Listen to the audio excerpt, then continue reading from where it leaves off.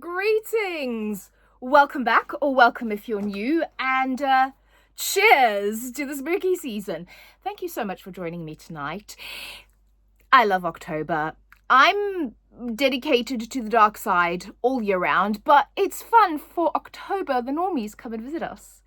And sometimes they even stay. We lure them to the dark side. So tonight, I thought I would share with you a kind of a readathon that I'm doing. And this isn't like an official readathon, but please, if you find the concept interesting, join in and let me know if you've read any of these titles or if you're kind of doing the same thing. So what this is I have been thinking a lot about kind of horror then and now, which is sort of, I guess, kind of the title of it. It's vintage horror versus modern horror books. And I think it's interesting to kind of see how the horror genre has developed and changed, but also stayed the same, and what those kind of tropes and themes are throughout the years. So I have got a bunch of vintage horror books starting from the 1950s, I think, through to the late 80s, early 90s. And I've kind of paired a modern horror book with each one. Now, I'm just kind of going for the general vibe. Don't come at me if you don't think it's exactly the same. But I just thought, the vibes to me are fairly similar with each of these books. And I'm going to be reading the vintage one and the modern one, and then I'm going to be doing a bit of a juxtaposition of the two. So, explanation out of the way. Let's start with the first one here. So this is David Wheatley's Handmade of To the Devil a Daughter. Sorry, it says Handmade of the Devil in the back. To the Devil a Daughter. Now, my candles are doing a terrible job with that cover, but hopefully you can see that. First of all, that is a fabulous cover for the 1950s. Are you kidding me? And on the back it says, a black magic story, Handmade of the Devil.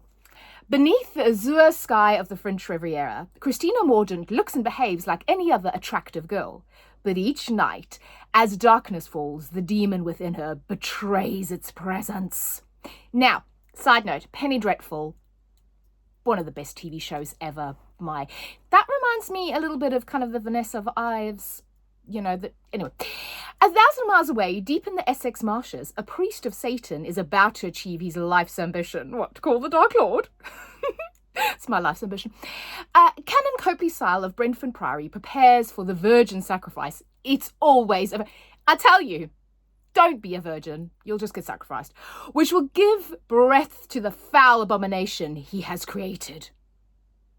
Right, that sounds absolutely fabulous and wonderfully melodramatic. And this was published in 1953. I love that. So for this one, I actually have two, because it's my readathon and I can cheat. So I have two here. So the first one is All the Devils by Caitlin Wilson. I'm actually reading this currently, and it's fabulous. This is YA. It's kind of dark academia. It's set in this academy, but the reason I'm pairing it with this one is that this girl, Andy, she thinks, everybody thinks her sister's died, but she's convinced she hasn't. And her sister kind of fell in with this kind of cultish, occult, monster worshipping group at the academy, at Ravenswood Academy. So this kind of idea of a monster and a kind of monster hiding within and making a deal with the devil, I think this is kind of a cool modern take on it. And that's a YA take on it. And then the other one that I'm kind of really dying to get to, and I've been hearing such great things about this book and I really, really want to read it. I've also got the sequel, is The Book of Azrael by Amber V. Nicole. Now, this is Gods and Monsters. This is also adult, I believe, and also spicy, I believe. So I'm really looking forward to this. But this is Where There Are Gods, There Are Also Monsters. Many centuries ago, desperate to save her dying sister, Diana made a deal with Caden, a monster far worse than any nightmare. Locked in servitude to him, she is forced to hunt down an ancient relic held by the monster's dangerous enemies, an army led by Samkiel, the World Ender. The World Ender. After the Gods' War, Samkiel hid from everything, denying his crown and deserting his people. Now an attack on those he loves sends him back to the realm he never wished to return to and into the sights of the enemy he had hoped to forget. So that's giving me kind of deal with the devil vibes. And, the world's about to end, she's got to save it. So, Yay for modern horror! The woman saves the world. So that's the first one.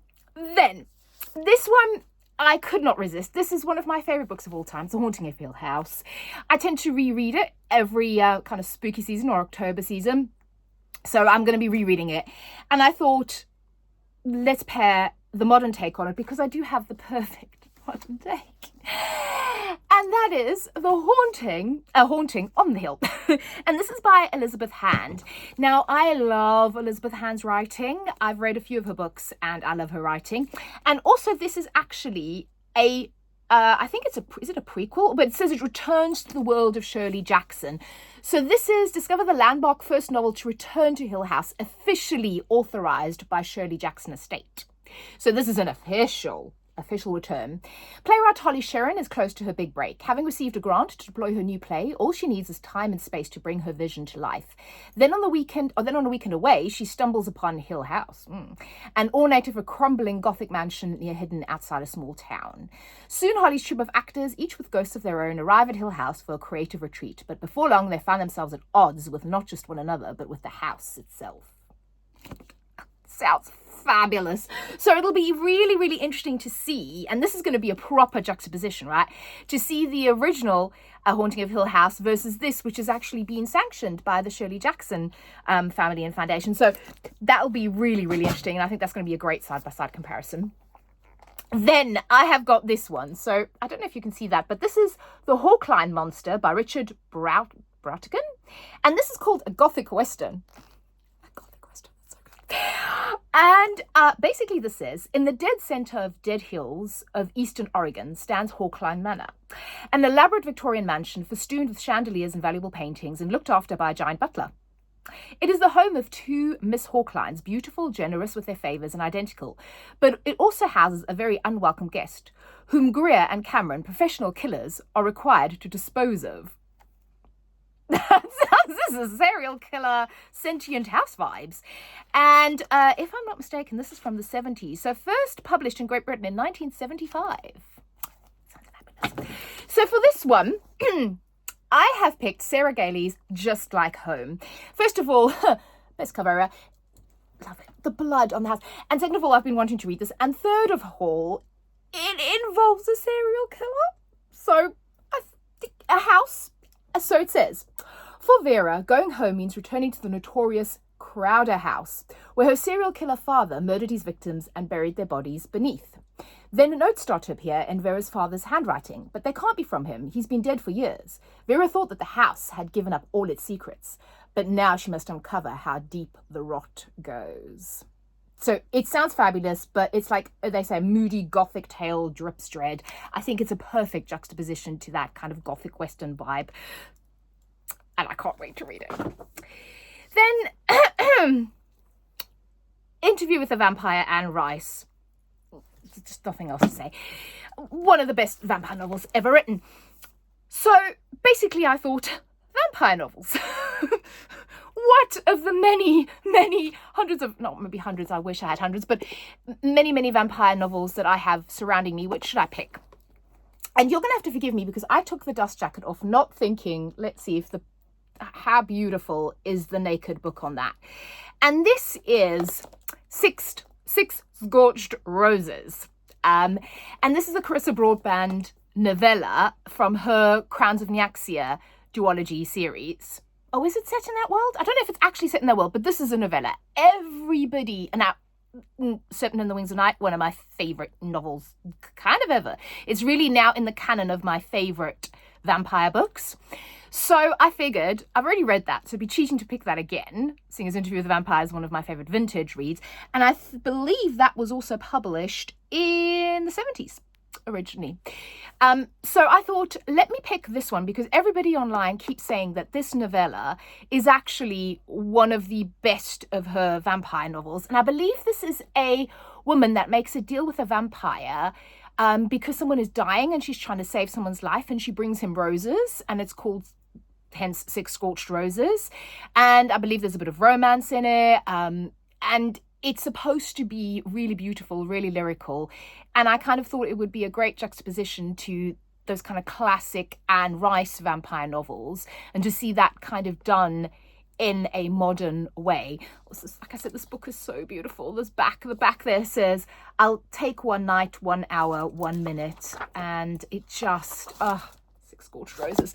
So yes, Carissa Broadbent's my new favorite vampire author versus Anne Rice, my classic favorite. Next. So this book was published in, drumroll, 1987. So we had 2 from the 70s. This is now from the 80s. So this is Barbara Vine, and this is A Fatal Inversion. And I mean, cover vibes. That's so classic. And it says, in the long hot summer of 1976, a group of young people are camping in Vifus Hall. Adam, Rufus, Shiva, Vivian, and Zosie, interesting name, hardly ask why they are there, what they are doing, or how they are to live. They scavenge, steal, and sell the family heirlooms. In short, they exist. 10 years later, the bodies of a woman and a child are discovered in the Hall's animal cemetery. Which woman? Whose child? It just sounds fantastic, and also just a little bit trippy and a little bit weird. So, again, I have picked 2 brand new horror novellas for this. So let's start with this one, because I think this is the one that everybody is anticipating, and it's one of my most anticipated reads of the year. And it's The Graveyard Shift, or Graveyard Shift by M.L. Rio. Again, the cover on this just slaps. I mean, it is just, it's amazing.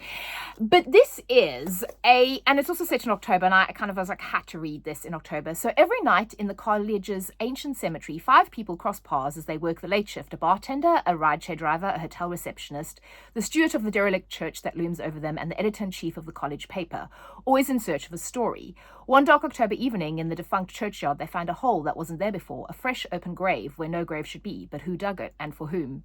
See where I'm getting the parallels? The grave, who dug it, the 5 people. I told you, there's method to my madness. But then the other book that I again, just really want to read is Coup de Grace. And this is by Sophia Adram. And again, cover vibes.